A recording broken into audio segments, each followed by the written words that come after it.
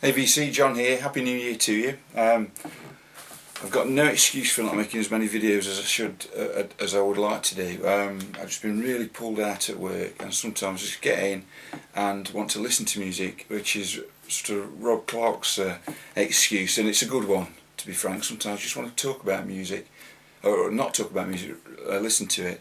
Anyway, I had a great Christmas, and I hope you did, or Christmas holiday.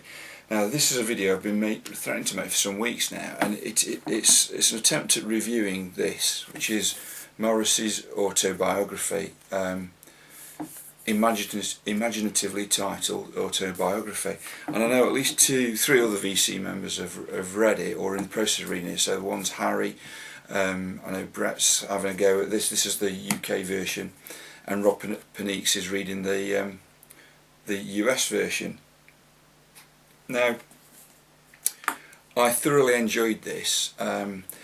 Firstly, I bought it, I spotted it on the shelves, and it's actually, the cover is a Penguin Classic, and that is synonymous with my youth.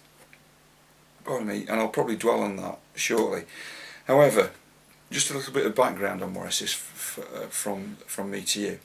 I was always one of those people that thought Morrissey's solo career was a bit of a compromise, and it was great and I loved it, but it wasn't the Smiths. And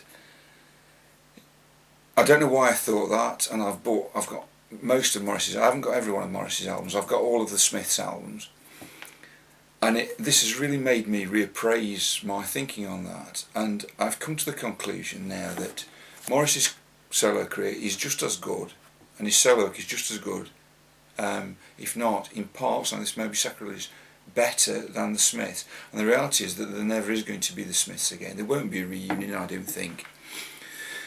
So a couple of things about this. It's an unusually written book. There's no chapters in it. It starts at the beginning and it finishes at the end, and you just read straight the way through.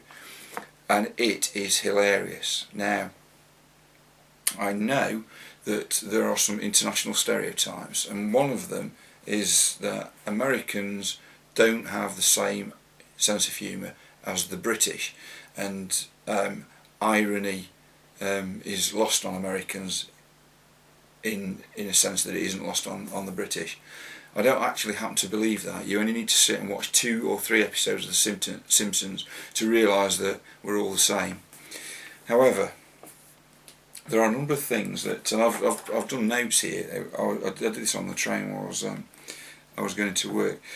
Firstly, it's written a bit like On the Road, as I say. It just starts and you read it straight through. And the first 10 pages maybe are quite hard going. Then you get into it and you get into the style of writing. And there's quite a large chunk of it in at the beginning about his school days. And the interesting thing is Morrissey's 4 years older than me, about 4 years older than me, and he went through a system of education which was abolished between the time I was there and he was there. So he was very much in. It was a really poor thing that we did in this country, which was give every kid a test at 11. If they failed that test, they went to a less good school, and if they passed the test, they went to the grammar schools.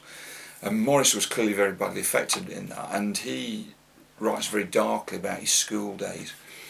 Now, I didn't particularly enjoy my school days until I got into the sixth form, just before I went to college, but it certainly wasn't as bad as Morris's experience.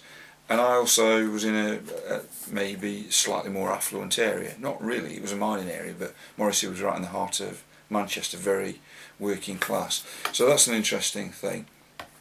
There's also a massive part in here about the court case where Mike Joyce took out a legal action against Morrissey to try and get 25% of the royalties. Now, everybody that knows anything about the Smiths, if you've read the Savage Alliance, knows that the Smiths was Morrissey and Marr with 2 other guys who could have been session musicians. The writing was all Morrissey and Marr, and you know they could have easily carried on without the other 2. Now, and the other thing that really shines through is he's very bitter about the press. Now, I always thought he was a bit paranoid until I read this, and I believe some of the things he says.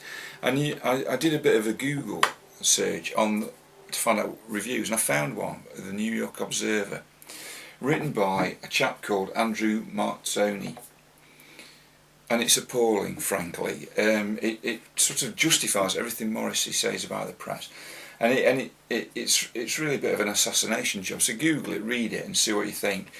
And it goes on about Morrissey not blaming everybody else and not accepting responsibility for the court case. And well, the reality is, it's his autobiography. So whose side would he take? Especially when he felt quite aggrieved about it. But I think the most damning thing for me is that it suggests in that article that Morrissey doesn't explain himself, and that's the reality of the situation. That's why he finds himself misunderstood. Well, the fact of the matter for me is, I don't think Morrissey does explain himself very often. So that is why he's misunderstood. But the bottom line is, why should anyone have to go through life explaining themselves to idiots just so that they aren't misunderstood? So it seems to me that reading this, I completely reappraise my opinion of Morrissey. It is highly humorous, and that's what this guy, Andrew Martzoni, doesn't get. There's some stuff in there that's laugh out loud. I read this from cover to cover in about 4 or 5 days on the train, and I was laughing. I was trying to suppress because I just thought I looked like some sort of maniac. That guy is an appalling journalist. He's read this old hoop, missed the point just about completely right the way through, and as a consequence misses the most important aspect of this, and that is how highly intelligent Morrissey clearly is. And one of the things that made me laugh was when he was at school and one of the teachers asked him what his opinion was, or what he thought so and so meant in this literature. And that is the trouble with learning literature at school. You're forced down to do it in a certain way. And Morrissey, I think, paraphrasing Morrissey's response, it was, "I really don't care," which obviously got him in quite some trouble. But isn't it reasonable to really not care?